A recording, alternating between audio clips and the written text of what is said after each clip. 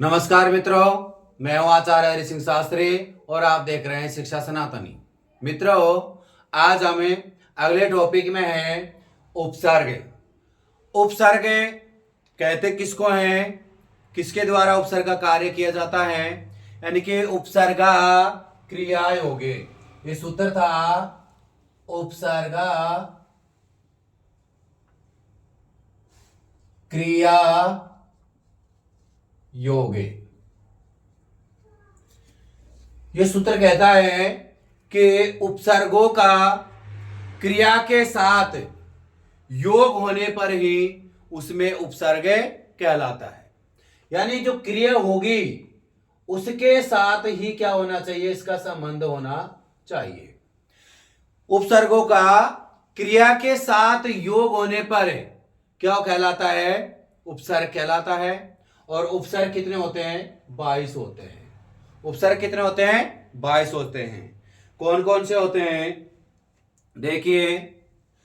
Pray, para, आपे, सामे, अनु, आवे, निसे, निरे, दोसे, दूरे, वी, आंग, नी, आधि, आपी, सु, आति, सु, उदे, अभि, प्रति और उपे।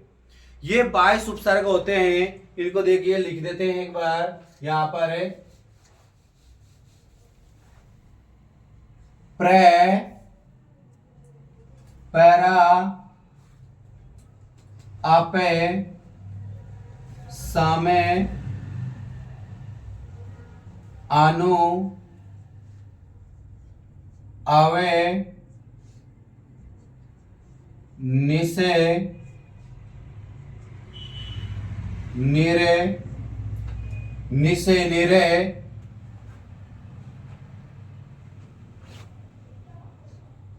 दूसे, दूरे, दूसे दूरे, वी, आंग। यहां पर जो आंग होता है उसमें से आ शेष रहता है। आंग, नी, आधि, आधि के बाद में अपी, सु, अति, सु, उदे, उद के बाद में होगा अभी, अभी आ गए। उसके बाद में है प्रति, परि, उपे। ये 22 उपसर्ग है। प्रे, पैरा, आपे, सामे, अनु, आवे, निसे, निरे, दूसे, दूरे, वी, आंग, नी, आदि, आपे, आते, सु, उदे, अभे, प्रति, परि, उपे। पहले नंबर का होगा प्रे। और जो प्रे आदि है, प्रे है आदि में जिसके, तो क्या बोलते हैं इनको, प्रादि। यानी कि उपसर्गों का प्रयोग करने से धातुओं के अर्थ का प्रकाशन और परिवर्तन होता है। जब हम उपसर्गों का प्रयोग करते हैं तो जो धातुएं होती हैं उनके अर्थ में परिवर्तन हो जाता है। जैसे यहां पर एक कारिका है, उस कारिका को लिख देते हैं उपसर्गेण धात्वार्थो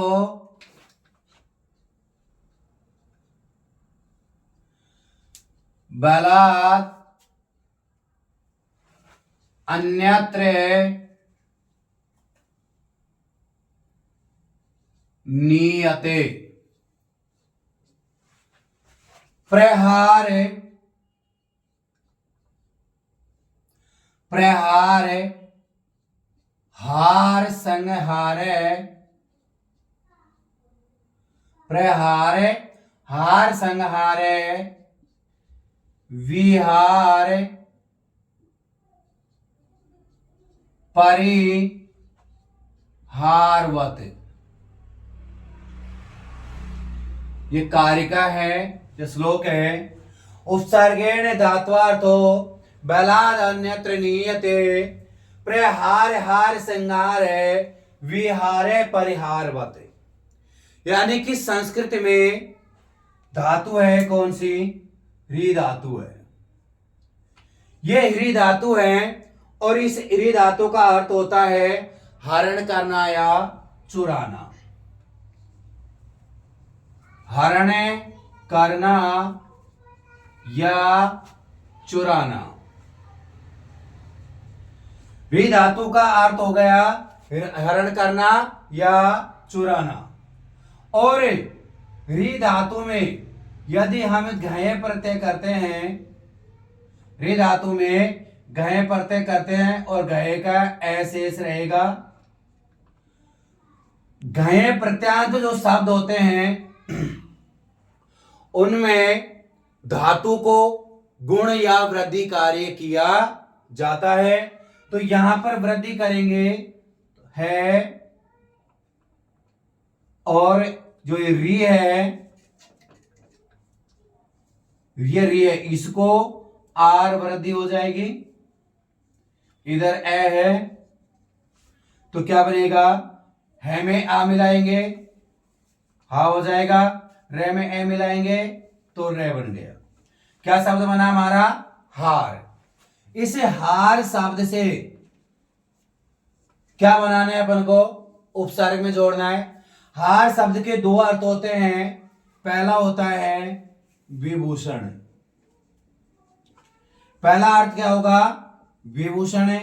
और दूसरा अर्थ होता है आभूषण। दूसरा अर्थ क्या होता है? आभूषण। पहला अर्थ क्या हो गया? विभूषण है और दूसरा अर्थ हो गया आभूषण। री धातु है, री का अर्थ हो गया हरण करना या चुराना। री में घय प्रत्यय करेंगे, घय प्रत्यय होने के बाद में क्या शब्द बन गया हमारे पास? हार। और हार होने के बाद में यहां पर अर्थ में परिवर्तन हो गया। क्या बन गया? विभूषण या आभूषण। दो अर्थ निकल गए। यहां तक समझ में आ गया होगा। फिर से देख लेते हैं वापिस एक बार। हमारा टॉपिक है उपसर्ग। और उपसर्ग संस्कृत में कितने होते हैं? 22 उपसर्ग है। और उपसर्ग कहते हैं किसको हैं? देखिए, संस्कृत में उपसर्गों का प्रयोग क्रिया के साथ होने पर ही उस उपसर्ग का प्रयोग किया जाता है। और ये 22 होते हैं। कितने होते हैं? 22 होते हैं। कौन कौन से होते हैं? देखिए फिर से देख लेते हैं। प्रे, पैरा, आपे, समे, अनु, आवे, निसे, नीरे, दूसे, दूरे, वी, आंग, नी, आदि, आपी, आति, सु, उदय, आपी, प्रति, परि और उपे। यहां पर है जो उपसर्गों का प्रयोग करने पर धातुओं के अर्थ में को प्रकाशित कर देता है या अर्थ में परिवर्तन हो जाता है। ये कारिका है। उपसर्गेण धात्वार्थो बलान्यत्र नीयते प्रहार हार संहार विहार परिहारवत। यानी कि इस संस्कृत में ह्री धातु से अपन जो शब्द बनाएंगे, और ह्री का अर्थ होता है हरण करना या चुराना। और इस ह्री धातु में यदि घय प्रत्यय करते हैं तो यहां पर ह्री धातु को घय प्रत्यय करेंगे तो हार शब्द बन जाएगा। और हार शब्द बनेगा तो हार के दो अर्थ होते हैं। एक तो होता है विभूषण और दूसरा होता है आभूषण। दूसरा अर्थ क्या होता है? आभूषण। अब हम इसमें उपसर्ग लगा करके देखते हैं कि कैसे इसमें बनाएंगे। यहां पर है हार शब्द और इस हार से अपन उपसर्ग जोड़ेंगे। जैसे हार में उपसर्ग जोड़ते हैं कौन सा जोड़ेंगे? प्रे उपसर्ग जोड़ेंगे तो शब्द क्या बन गया? प्रहार। शब्द क्या बना अपना? प्रहार। और प्रहार का अर्थ होता है आक्रमण। अर्थ क्या हो गया? आक्रमण। जैसे हार में सम उपसर्ग जोड़ देते हैं, हार में सम उपसर्ग जोड़ेंगे तो क्या बनेगा? संहारे। क्या बनेगा? संहारे। और संहार का अर्थ होता है विनाश। क्या होगा? विनाश। अर्थ क्या होगा हमारा? विनाश। उसके बाद में है, जैसे यहां पर है उप जोड़ देते हैं। हार में क्या जोड़ेंगे? उप।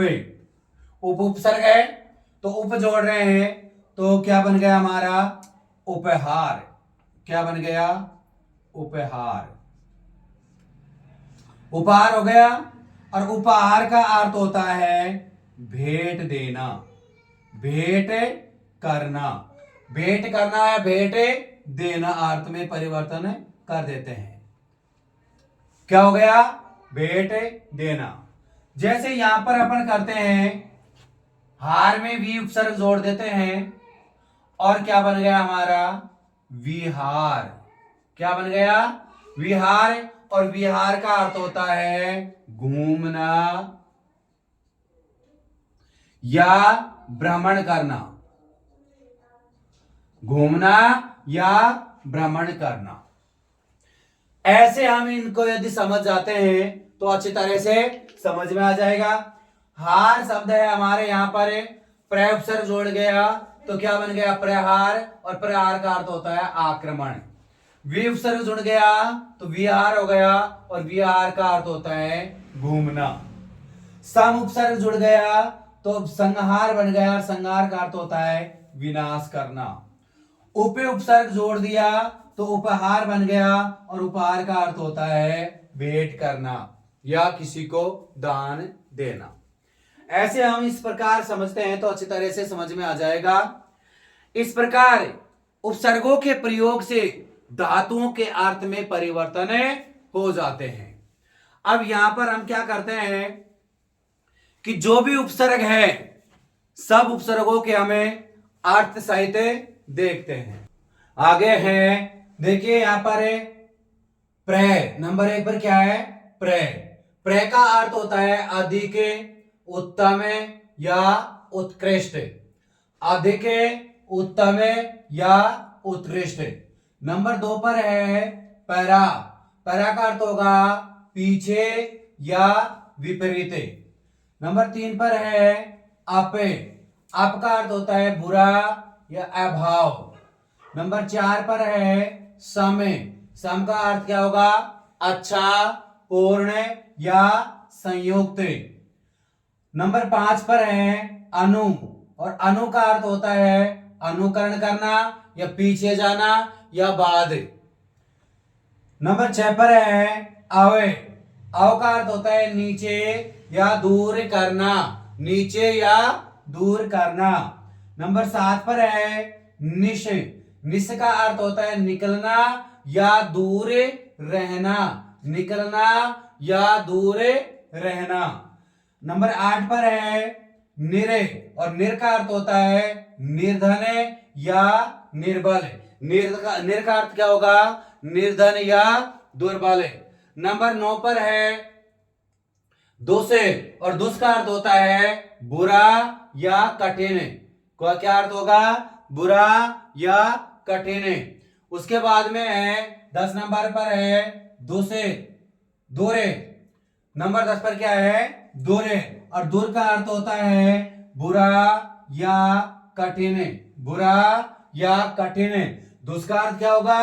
बुरा या कठिन। और दूर का अर्थ क्या होगा? बुरा या कठिन। नंबर 11 पर है वी। नंबर 11 पे कौन सा हो गया? वी। और वी का अर्थ होता है रहित या विपरीत। नंबर 12 पर है आंग। और आंग में से क्या बचेगा? आ शेष रहता है और इसका अर्थ क्या होगा? चारों ओर या पूरी तरह। नंबर 13 पर है नी। और नी का अर्थ होता है नीचे या निश्चित। क्या होगा? नीचे या निश्चित। आगे है नंबर 14 पर है आदि। और आदि का अर्थ क्या होगा? नीचे या निश्चित। यहां पर नी का अर्थ भी क्या होगा? नीचे या निश्चित, और अधि का भी अर्थ होता है नीचे या निश्चित। उसके बाद में है अपि। 15 नंबर पे कौन सा आएगा? अपि। और अपि का अर्थ होता है भी या समीप। क्या होगा? भी या समीप। अति नंबर 16 पर कौन सा आएगा? अति। और अति का अर्थ होता है अधिक या बहुत। नंबर 17 पर है सु। और सु का अर्थ होता है सुंदर या श्रेष्ठ। सु का अर्थ क्या होगा? सुंदर या श्रेष्ठ। नंबर 18 पर है उत। उत्तर का अर्थ होता है ऊपर आना। ऊपर आना या बाहर निकलना। ऊपर आना या बाहर निकलना। नंबर 19 पर है अभी। अभी का अर्थ होता है समीप, तरफ या ओर। समीप, तरफ या की ओर। यहां पर है नंबर 20 पर है प्रति। प्रति का अर्थ होता है विपरीत या ओर। नंबर 21 पर है परि। और परि का अर्थ क्या होगा? समीप या चारों ओर। समीप या चारों ओर। और नंबर 22 पर है उप। उप का अर्थ होता है समीप या पास या नजदीक।